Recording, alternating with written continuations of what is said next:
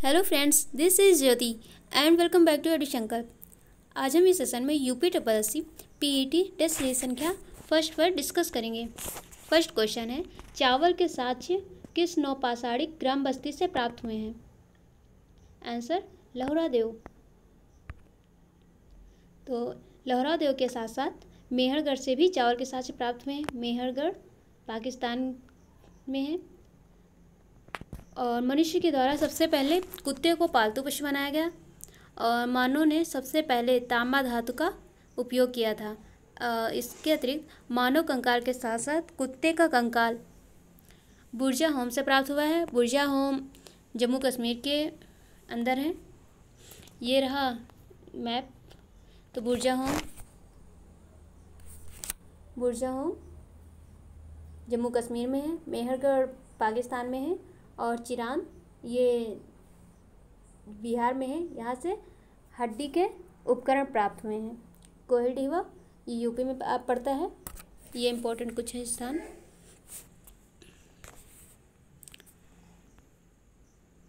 Next, विशाल स्नानागार किस पुरातत्व स्थल से प्राप्त पाया गया है? आंसर मोहनजोदाड़ो या मोहनजोदड़ो।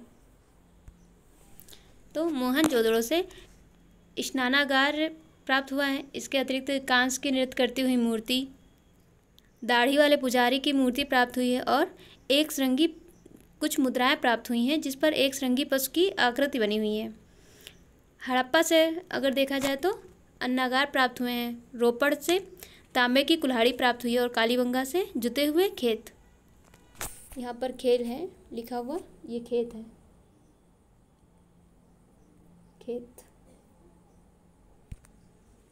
नेक्स्ट क्वेश्चन, ये है हड़प्पा सभ्यता का मैप।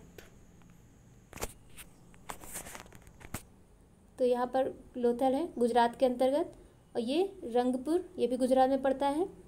और सबसे पूर्व में आलमगीरपुर हिंडा नदी के किनारे है।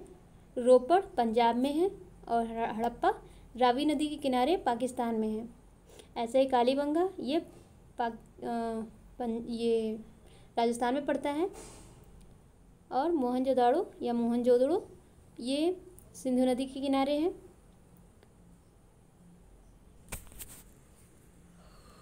नेक्स्ट क्वेश्चन, रॉलेट एक्ट किस वायसराय के काल में पारित हुआ था? Answer Lord James Ford. तो लॉर्ड जेम्स फोर्ड का कार्यकाल देखा जाए 1916 से 21 तक रहा। तो इसके बीच में ये भारत के वायसराय बनकर रहे। 1919 में ही रॉलेट एक्ट पारित किया गया और प्रथम विश्व जो युद्ध चल रहा था, प्रथम विश्व युद्ध, तो इन्हीं के समय में प्रथम विश्व युद्ध समाप्त भी हुआ था। लॉर्ड हार्डिंग द्वितीय के समय में क्या क्या काम हुए? तो ब्रिटेन के राजा थे जॉर्ज पंचम, ये भारत आए हुए थे लॉर्ड हार्डिंग द्वितीय के समय में। और 1911 में ही लॉर्ड हार्डिंग द्वितीय के समय में ही दिल्ली दरबार का आयोजन होता है। इस दिल्ली दरबार में ही बंगाल विभाजन रद्द कर दिया जाता है, जो कि 1905 में हुआ था बंगाल विभाजन, उसे अब रद्द कर दिया जा रहा है। और 1911 के अंतर्गत ही राजधानी स्थानांतरित की गई। पहले राजधानी भारत की रहती थी कोलकाता और 1911 में दिल्ली कर दिया गया। और 1912 में लॉर्ड हार्डिंग पर दिल्ली में बम भी फेंके गए थे। तो पूछा जाता है दिल्ली में बम किसके ऊपर फेंके गए? लॉर्ड हार्डिंग पर। 1914 में प्रथम विश्व युद्ध होता है लॉर्ड हार्डिंग द्वितीय के समय में ही। और 1915 में गांधी जी की वापसी होती है। 1916 में लॉर्ड हार्डिंग द्वितीय को बनारस हिंदू विश्वविद्यालय BHU बोला जाता है इसे, इसका कुलाधिपति नियुक्त किया गया था। एक है लॉर्ड रीडिंग, तो इनका कार्यकाल 1921 से 1926 तक है। और 1921 ईस्वी में ही लॉर्ड रीडिंग के समय में जिस वर्ष ये आते हैं तो उसी वर्ष मोपला विद्रोह हो जाता है। केरल में है मोपला, केरल के अंतर्गत मोपला विद्रोह हो जाता है। और इन्हीं के समय में प्रिंस ऑफ वेल्स की भारत यात्रा होती है। प्रिंस ऑफ वेल्स के एक राजकुमार थे तो उनकी भारत यात्रा होती है। और लॉर्ड मिंटो के द्वितीय के समय में क्या क्या होता है? तो मुस्लिम लीग की स्थापना होती है 1906 में, मुस्लिम लीग की स्थापना। और इनका समय क्या है? 1905 से 1910। तो 1906 में मुस्लिम लीग की स्थापना हो जाती है। 1907 में कांग्रेस का सूरत अधिवेशन हो जाता है जिसे सूरत फूट भी बोलते हैं। और सूरत फूट में नरम दल और गरम दल ये दोनों अलग हो जाते हैं। मार्ले मिंटो सुधार 1909 में आता है और इसके अंतर्गत मुसलमानों के लिए अलग निर्वाचन की व्यवस्था कर दी जाती है, मुसलमानों के लिए। नेक्स्ट क्वेश्चन है, भारतीय राष्ट्रीय कांग्रेस के लाहौर अधिवेशन के अध्यक्ष कौन थे? तो आंसर जवाहरलाल नेहरू। जवाहरलाल नेहरू 1929 ईस्वी में लाहौर अधिवेशन, कांग्रेस के लाहौर अधिवेशन की अध्यक्षता करते हैं और लाहौर जो है रावी नदी के किनारे हैं। इसी अधिवेशन के अंतर्गत पूर्ण स्वराज की मांग का संकल्प लिया जाता है, पूर्ण स्वराज। और इसी लाहौर अधिवेशन में ही 26 जनवरी 1930 को पहला स्वाधीनता दिवस मनाया जाता है। इसी लाहौर अधिवेशन में बात हो गई थी कि 26 जनवरी 1930 को पहला स्वाधीनता दिवस मनाया जाएगा और फिर 26 जनवरी 1930 को पहला स्वाधीनता दिवस बनाया भी जाता है। नेक्स्ट क्वेश्चन है, निम्न में से कौन संविधान सभा का संवैधानिक सलाहकार था? Answer BN Rao. BN Rao. Next, Bharat के संविधान के अंतर्गत कौन सा अनुच्छेद कारखानों में बालकों के नियोजन का प्रतिषेध करता है? आंसर D, अनुच्छेद 24। तो अनुच्छेद 24 के अंतर्गत बालकों के लिए बताया गया है कि कारखानों में बालक काम नहीं करेंगे, क्योंकि ये जो कारखानों में जोखिम भरा काम बच्चों से लिया जा सकता है, जिसमें उनकी जान को भी खतरा हो सकता है, तो यहाँ पर नहीं किया जाएगा। और अनुच्छेद 19 में वाक अभिव्यक्ति की स्वतंत्रता दी गई है, यानी कि बोलने की स्वतंत्रता। और इसी बोलने की स्वतंत्रता में ही प्रेस की स्वतंत्रता है, जो मीडिया है उससे स्वतंत्रता दी गई है इसी के अंतर्गत, प्रेस मीडिया। अनुच्छेद 18 में उपाधियों का अंत है, उपाधियों का अंत। और अनुच्छेद 23 में मानव के दुर्व्यापार एवं बलात्श्रम पर प्रतिषेध है।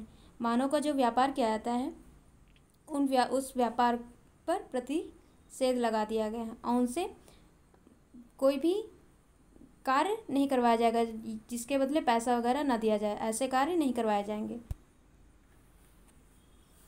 निम्न में से किसे केप कैमोरिन के नाम से भी जाना जाता है? केप कैमोरिन, तो कन्याकुमारी को, कन्याकुमारी का ये दूसरा नाम है केप कैमोरिन, और कन्याकुमारी तमिलनाडु के अंदर है। भारत के किस राज्य का समुद्री तट सबसे अधिक लंबा है? आंसर गुजरात। तो गुजरात तट सबसे लंबा है। अगर गुजरात के बाद पूछा जाए कि गुजरात के बाद कौन है, तो आंध्र प्रदेश। आंध्र प्रदेश, और आंध्र प्रदेश के बाद तमिलनाडु। चिल्का झील स्थित है, चिल्का झील का कहाँ स्थित है? उड़ीसा में, उड़ीसा। तो चिल्का झील उड़ीसा राज्य में महानदी के मुहाने पर, महानदी जो है उसके मुहाने पर स्थित है।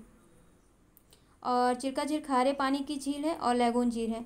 अगर पूछा जाए लैगून झील क्या होती है, लैगून झील, तो जब लैंड पार्ट में कोई भूमि है उस क्षेत्र में समुद्र का पानी आ जाए तो वहाँ पर जो झील निर्मित होती है उसे लैगून झील कहते हैं, यानी कि वहाँ उस झील में समुद्र का पानी समय समय पर आता रहे। ये रही झीलें। तो पूछा जाता है कि भारत की सबसे मीठे पानी की झील कौन सी है, तो वुलर झील। और वुलर झील है कहाँ? जम्मू कश्मीर में। होकेरा वेटलैंड, होकेरा झील, ये भी जम्मू कश्मीर में। सुरिनसर मानसर झील, ये भी जम्मू कश्मीर में। तसो मोरिरी, ये लद्दाख में है। और कांजली वेटलैंड या कांजली झील, ये पंजाब में। हरिका वेटलैंड, ये भी पंजाब में। हरिका बैराज जो भी नाम सुना होगा आपने, ये भी पंजाब में ही है। सांभर लेक, ये खारे पानी की ये भी है और भारत के सबसे अधिक खारे पानी की झील है, तो ये राजस्थान में है। केवलादेव नेशनल पार्क, ये भी राजस्थान में है। इसे घाना नेशनल पार्क भी को बोलते हैं। और नल सरोवर बर्ड सेंचुरी, ये है गुजरात में, गुजरात। चिल्का झील, ये तो उड़ीसा है, यहाँ पर पड़ती है। और भीतरकणिका मैंग्रोव्स, ये भी उड़ीसा में है। भीतरकनिका, दीपोर बिल, ये असम में है। लोकटक झील, लोकटक झील को तैरती हुई झील भी बोलते हैं, ये मणिपुर में है। रुद्रसागर, रुद्रसागर ये त्रिपुरा में है। रुद्रसागर रोपड़ पंजाब में है। और रेणुका झील ये है हिमाचल प्रदेश में, रेणुका झील। और एक आता है कोलेरू, कोलेरू लेक, ये कहाँ है? आंध्र प्रदेश के अंदर। ये गोदावरी और कृष्णा नदी के बीच में है। तो पूछा जाता है गोदावरी और कृष्णा नदी के बीच में कौन सी झील पड़ती है? कोलेरू झील। वेम्बनाथ वेटलैंड, ये केरल में है। सस्तमकोटा, ये भी केरल में है। अस्थममुडी, ये केरल में है। तो ये 3 केरल में हो जाएंगी। नेक्स्ट क्वेश्चन है, भारत की निम्न नदियों में से कौन हिमालय की सभी श्रेणियों को काटती है? तो कौन सी नदी हिमालय की सभी श्रेणियों को काटती है? हिमालय की टोटल 4 श्रेणियां हैं। ये ट्रांस हिमालय, ये महान हिमालय, ये लघु हिमालय और ये शिवालिक। तो इन चारों श्रेणियों को कौन सी इन 4 नदियों में से काटती हैं? तो ये नदी है और ये आती है और ऐसे काटते हुए चली जाती है। तो कौन सी नदी होगी? सतलज नदी। बी ऑप्शन, सतलज नदी। तो सतलज नदी का उद्गम कहाँ से होता है? राजस्थान से। राजस्थान कहाँ है? तिब्बत में।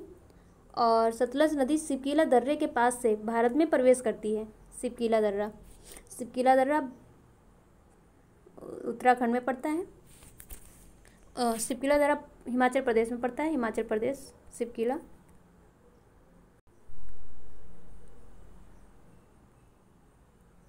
ये रही सतलज नदी। सतलज नदी यहाँ से निकलती है यहाँ पर, और ये ऐसे ऐसे आते हुए यहाँ पर मिल जाती हैं सिंधु नदी से। तो सबसे ऊपर कौन सी नदी है? सिंधु नदी। उसके नीचे झेलम, फिर चेनाब, फिर रावी। और चेनाब में मिल जाती है सतलज, और चेनाब में मिल जाती है इंडस नदी में। तो ये रही 5 नदियाँ। तो फ्रेंड्स, ये रही आज की टेस्ट सीरीज। वीडियो पसंद आए तो वीडियो को लाइक करें, शेयर करें। मिलते हैं नेक्स्ट सेशन में। तब तक के लिए जय हिंद।